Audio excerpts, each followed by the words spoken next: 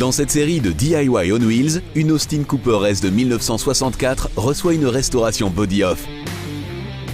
Dans l'émission précédente, le moteur et la boîte de vitesse ont été réunis à nouveau. Maintenant, Carl peut achever le bloc moteur et lui donner une nouvelle couleur.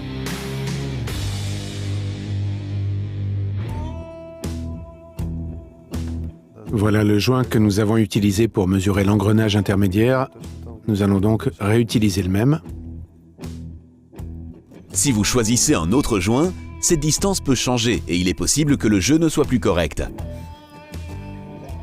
Carl y applique du silicone pour le maintenir ensuite à sa place.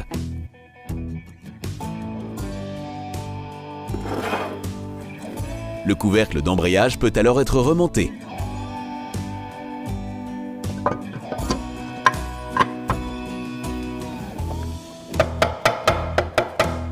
Avec un marteau en caoutchouc, Carl tapote jusqu'à ce que tout s'ajuste de façon correcte.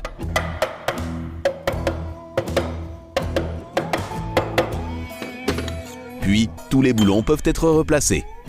Les boulons intérieurs sont pourvus de plaquettes de retenue.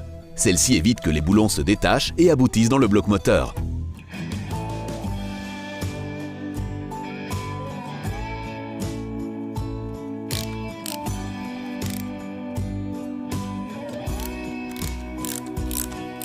Nous allons tout serrer sur 30 Nm.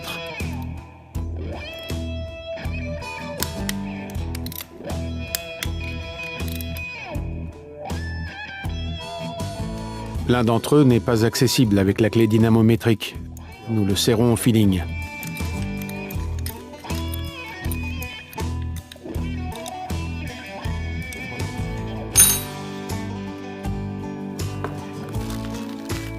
Puis Carl prend le nouveau disque d'embrayage.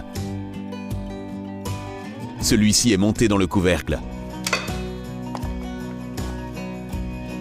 Par-dessus vient le volant d'inertie.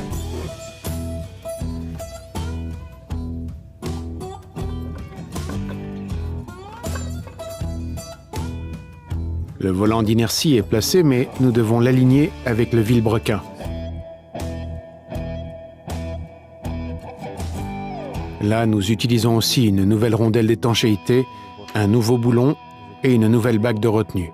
Du reste, on y voit un excentrique qui ne se situe pas au centre et que nous devons monter correctement. Cela correspond.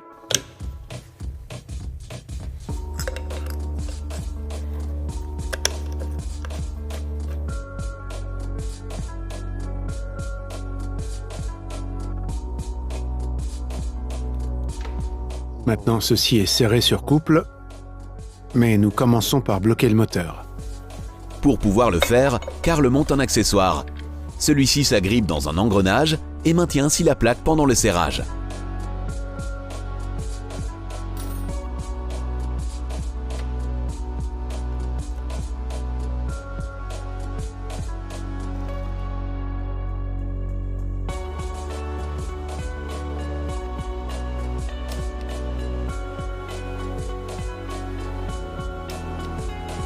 Si le boulon est serré de façon correcte, il doit encore être verrouillé.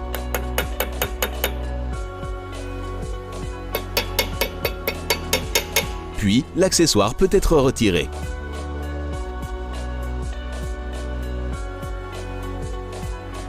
Maintenant, nous montons le disque d'embrayage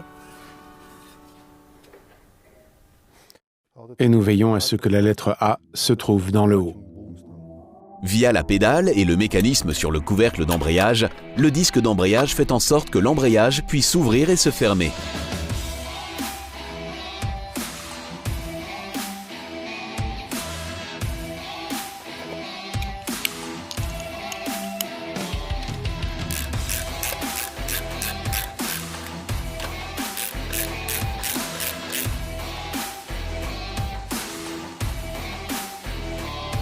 Ceci est serré sur 40 Nm.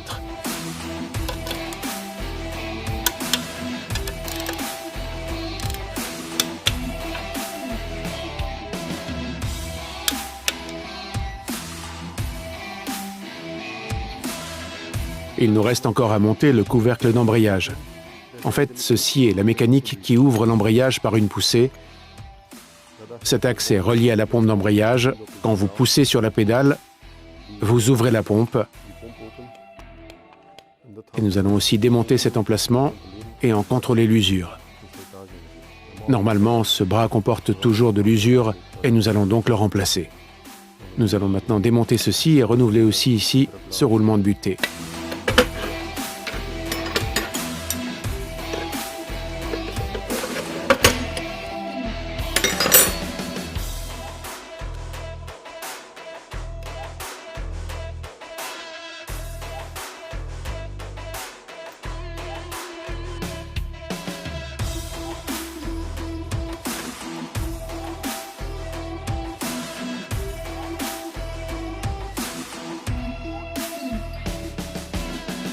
Il comporte un peu d'usure.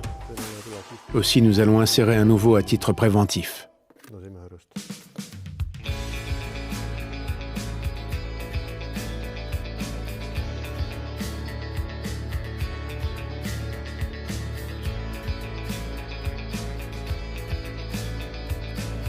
Nous allons reboucher ce trou avec de la graisse.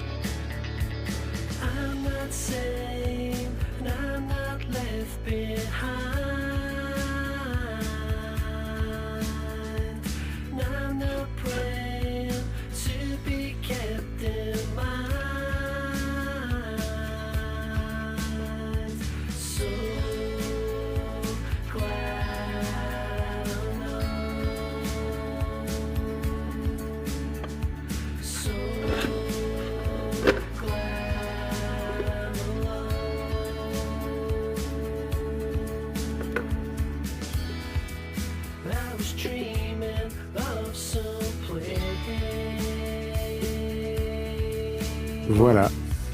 Ces écrous ne peuvent pas être encore serrés. Ceci n'est possible que quand tout est monté et que le moteur est réinséré et la pompe d'embrayage positionnée. Il faut alors régler la distance avec l'embrayage avec ce boulon. Ce qui n'est pas encore possible maintenant. Et maintenant, le montage du couvercle d'embrayage. Celui-ci a 8 boulons. Si vous devez retirer à nouveau l'embrayage plus tard, ce couvercle doit être à nouveau enlevé avec le moteur monté dans la voiture.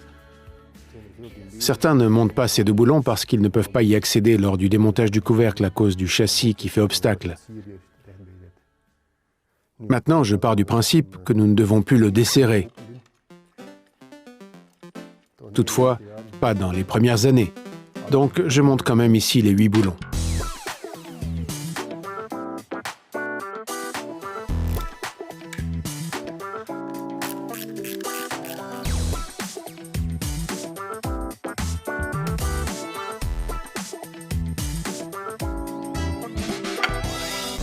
Maintenant, nous allons tester l'embrayage.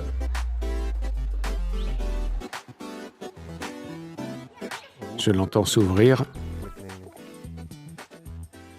Une bonne sensation en fait. Mais ce jeu est éliminé par ce boulon et nous pouvons déjà le faire. Cela doit quand même se faire manuellement.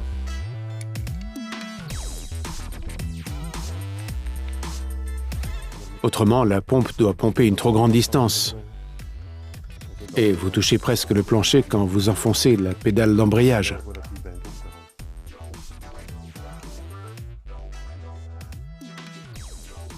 Donc, un petit peu de jeu est suffisant. Je ne peux la régler que quand tout est monté.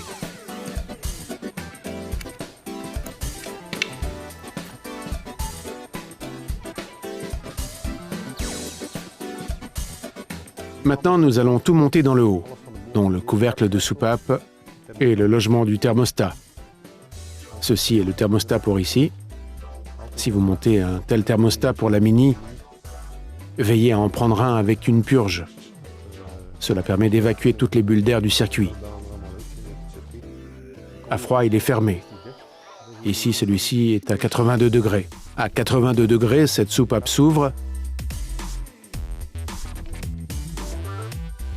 ce qui permet à l'eau de refroidissement de s'écouler du moteur vers le radiateur pour refroidir. Ceci est intercalé pour que le moteur puisse atteindre rapidement sa température de fonctionnement.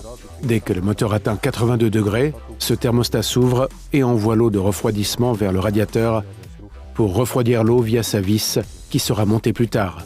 Il est donc important d'insérer un thermostat. Il reçoit aussi un nouveau joint qui est d'abord enduit de silicone.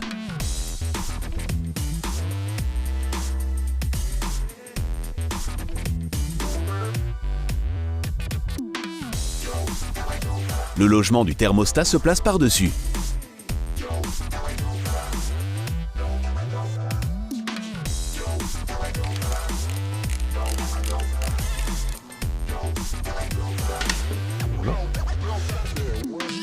Maintenant, encore le couvercle de soupape avec un nouveau joint. Nous collons celui-ci sur le couvercle de soupape et non pas sur le moteur.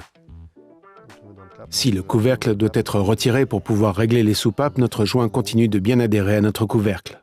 Si vous le faites des deux côtés, vous pouvez commencer à nettoyer.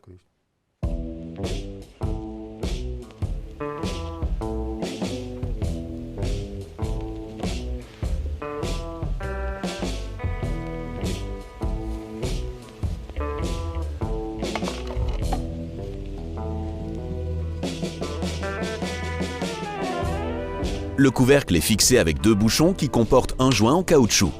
Deux boulons s'y insèrent. Une fois serrés, ils assurent une bonne étanchéité.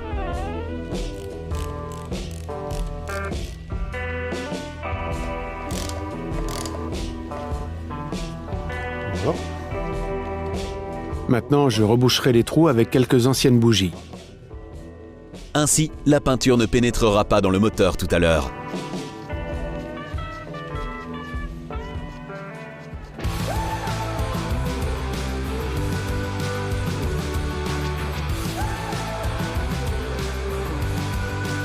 Le logement du filtre à huile peut aussi être peint. Il est donc encore monté. Karl prévoit immédiatement un nouveau filtre et un nouveau joint torique. Ainsi, ceci est aussi totalement en ordre.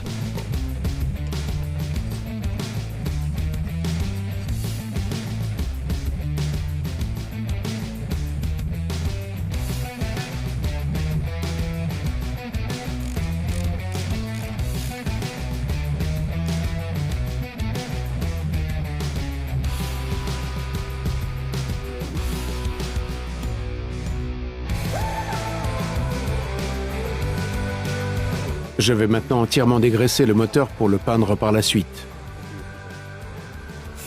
Pour cela, Karl utilise un nettoyant de frein. Celui-ci a une forte capacité dégraissante et sèche rapidement. Ne soyez pas économe ici. Mieux vous dégraissez, meilleur sera le résultat final.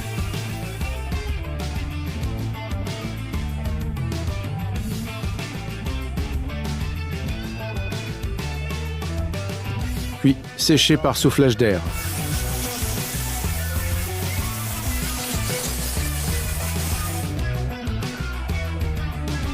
Ces trous seront aussi collés afin que la peinture ne pénètre pas lors de la pulvérisation.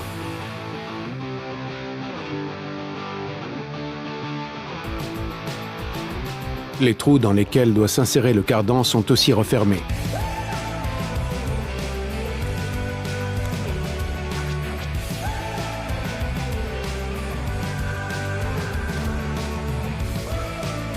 Maintenant, tout peut être peint dans la même couleur, hormis cette pièce qui comporte la commande. Celle-ci conservera la couleur aluminium.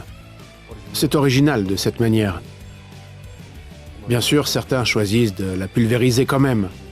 Mais nous apprécions l'originalité, donc nous la démontons.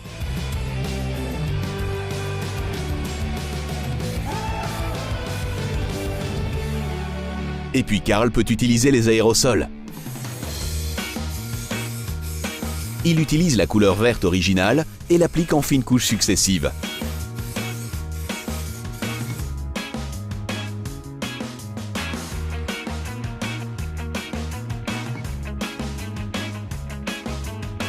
Dans l'intervalle, il laisse déjà sécher la peinture et décide quand même d'encore appliquer une seconde couche.